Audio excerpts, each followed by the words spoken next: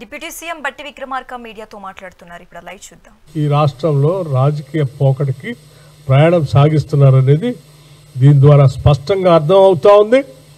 మీరు ఎన్ని కుట్రలు చేసినా కుతంత్రాలు చేసినా కాంగ్రెస్ పార్టీ మూల సిద్ధాంతమైనటువంటి విధానపరమైన ఆలోచనలతో సమాజంలో ఉన్నటువంటి అన్ని వర్గాల వారిని కూడా మంత్రివర్గంలో సమాజమైనటువంటి సమాన అవకాశాలు కల్పిస్తూ పాలనలో భాగస్వాములు చేయటం అనేది కాంగ్రెస్ పార్టీ మూల సిద్ధాంతం. దాన్ని చేసుకుంటూ ముందుకు పోతుందని చెప్పి చాలా స్పష్టంగా చెప్పడం కోసం ఈరోజు గాంధీ భవన్ నుంచి నేను సమావేశాన్ని ఏర్పాటు చేశాను. అజారుద్దీన్ గారిపై చేస్తున్న ఈ కుట్రలను తీవ్రంగా ఖండిస్తా ఉన్నాను కూడా.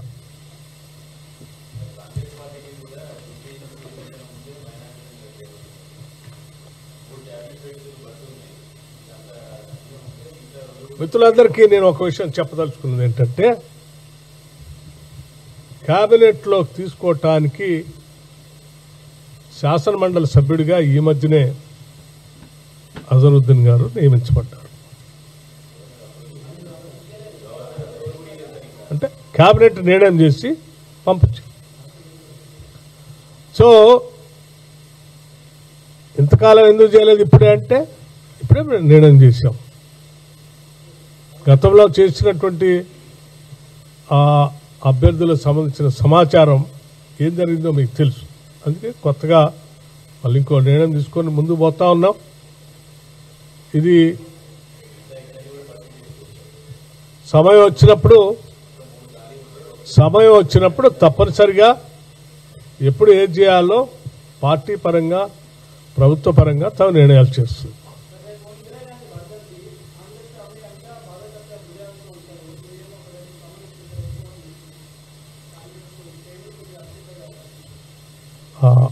ఇందిరాగాంధీ గారు దేశ సమగ్రత, సమైక్యత,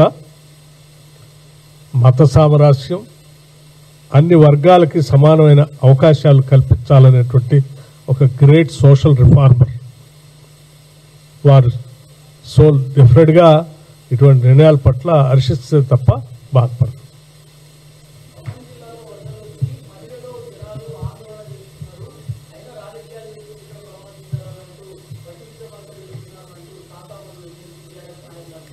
తాత మధు ఎమ్మెల్సీ గారు ఏం మాట్లాడారో నాకు తెలియదు, కానీ మీరు అడిగిన ప్రశ్నకు మాత్రం నేను చాలా స్పష్టంగా సమాధానం చెప్పదలుచుకున్నాను. ఈ రాష్ట్ర ఉప ముఖ్యమంత్రిగా అట్లాగే ముఖ్యమంత్రిగా రేవంత్ రెడ్డి గారు, నేను, మిగతా మంత్రివర్గ సహచరులు రాష్ట్ర వ్యాప్తంగా జరుగుతున్నటువంటి సైక్లోన్ సంబంధించి స్పష్టంగా కూర్చొని రివ్యూ చేసి అధికారులందరికీ ఆదేశాలు ఇవ్వాల్సినటువంటి అవసరం ఉంది. కేవలం ఒక్క దగ్గరే కూర్చొని దానికే పరిమితమై అక్కడే ఉండే పరిస్థితిలో నా పాత్ర లేదు. మదర్తో పాటు రాష్ట్ర వ్యాప్తంగా కూడా చూడాల్సిన బాధ్యత ఉంది. కాబట్టి ఆ పని స్పష్టంగా నిర్వహించడానికి గౌరవ ముఖ్యమంత్రి గారు రేవంత్ రెడ్డి గారు, నేను, మిగతా మంత్రివర్గ సహచరులు 24/7 దీన్ని డిక్లేర్ చేసిన దగ్గర నుంచి కంటిన్యూస్ గా మానిటర్ చేసుకుంటూ ఈ పని కార్యక్రమం చేసుకుంటూ వచ్చారు. బహుశా మీ అందరూ తెలుసో లేదో, బహుశా మీరు ప్రస్తావించిన వ్యక్తికి తెలుసో తెలియదో, నేను అదే రోజు అక్కడ మదరెళ్ళి ఆ సైక్లోన్ ప్రకటించిన రోజే అక్కడికి వెళ్ళి ఆ ప్రాంతాలన్నీ తిరిగి అధికారులందరితో సమీక్ష పెట్టి వాళ్ళకి బాధ్యతలు చెప్పి మళ్ళీ తిరిగి రాష్ట్ర బాధ్యతలు తీసుకోవడానికి ఇక్కడికి వచ్చి చేసుకుంటూ వచ్చాను. సో నా పాత్ర ప్రజల పట్ల చాలా స్పష్టంగా, చాలా నిర్ణయాత్మకంగా ఉంటుంది. నమస్కారం అమ్మా.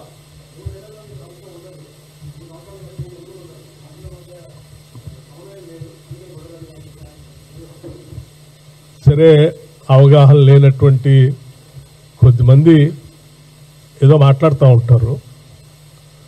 ఈ ప్రభుత్వం మధ్య, మంత్రివర్గ సహచరుల మధ్య సంపూర్ణమైనటువంటి అవగాహన, ఆలోచన, ప్రణాళిక, తీసుకోవాల్సిన నిర్ణయాల పట్ల నిబద్ధత, సంకల్పం, స్పష్టత అన్నీ ఉన్నాయి.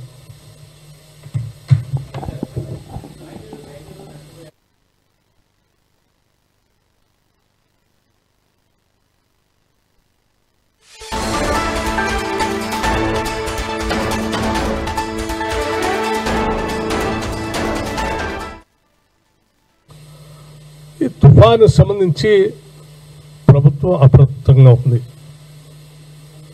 గత 48 గంటల నుంచి ఈ సమాచారం అందుకున్న దగ్గర నుంచే రాష్ట్ర ముఖ్యమంత్రి కానీ, నేను కానీ, మిగతా మంత్రివర్గ సహచరులు కానీ ఆయా జిల్లాలు సమీక్ష చేస్తూ రాష్ట్ర స్థాయిలో చీఫ్ సెక్రటరీని, స్పెషల్ చీఫ్ సెక్రటరీ, ఈ డిజాస్టర్ మేనేజ్మెంట్ సంబంధించినటువంటి స్పెషల్ చీఫ్ సెక్రటరీని వీళ్ళందరినీ కూడా అలర్ట్ చేసి ఎప్పటికప్పుడు ఆదేశాలు ఇస్తూ తీసుకోవాల్సిన నిర్ణయాలన్నీ ముందు నుంచే జాగ్రత్తలు తీసుకోబట్టే ఈరోజు పెద్దగా ప్రాణ నష్టం లేకుండా, లేకపోతే ఇతరత్ర నష్టాలు లేకుండా తీసుకోవాల్సిన నివారణ చర్యలను తీసుకోగలిగాం.